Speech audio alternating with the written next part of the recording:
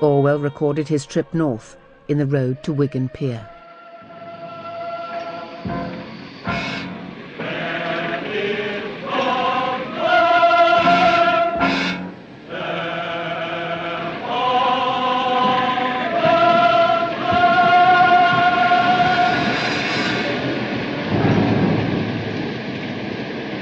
A key set piece in the road to Wigan Pier is Orwell's first trip down a mine.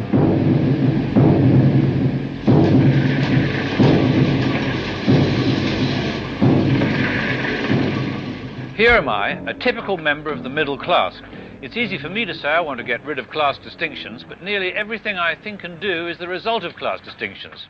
It's no use my clapping a proletarian on the back and telling him he's as good a man as I am. If I want real contact, I have to make an effort, for which very likely I'm unprepared.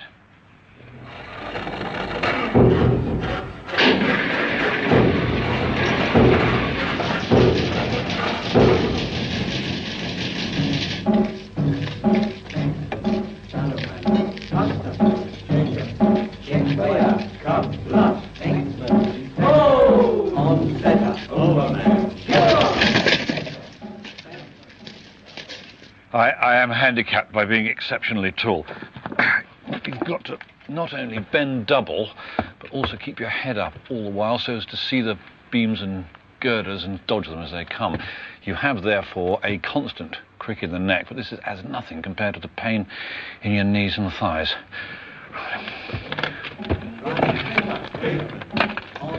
After half a mile, it becomes, I'm not exaggerating, unbearable agony. One begins to wonder whether one will ever get to the end, and still more, how on earth one's going to get back. We travel further in, and the further in we travel, the lower the roof, and I would think he'd to travel best part of 3/4 of a mile, bent absolutely double. The working face was, I think, 26 inches. And by the time we landed there, Orwell was, unquestionably, he was exhausted. He was flat out. It's only when you see the miners down the mine and naked, you realise what splendid men they are.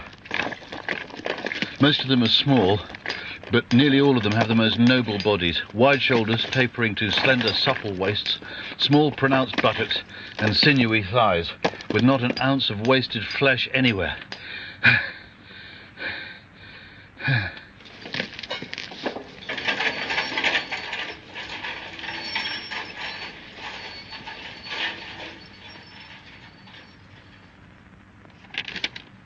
All of us really owe the comparative decency of our lives to poor drudges underground, blackened to the eyes, with their throats full of coal dust, driving their shovels forward with arms and belly muscles of steel. The miner's job would be as much beyond my power as it would be to perform on a flying trapeze or to win the Grand National. The work would kill me in a few weeks.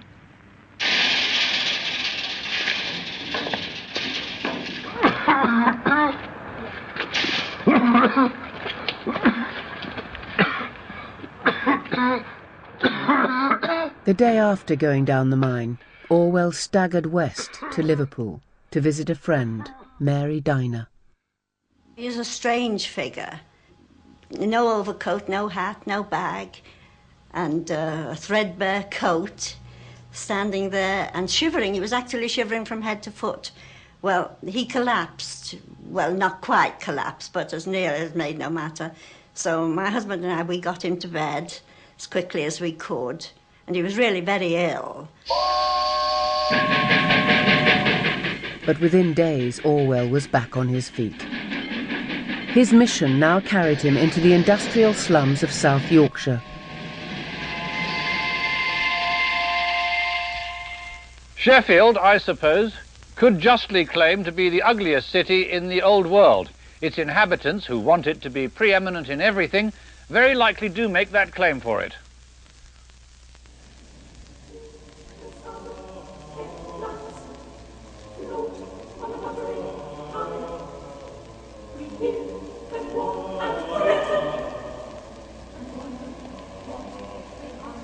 As you walk through the slums, you lose yourself in labyrinths of brick houses, festering in planless chaos.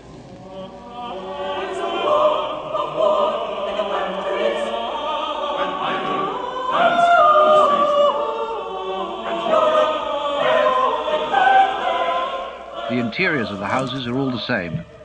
All have an almost exactly similar living room, 10 or 15 feet square.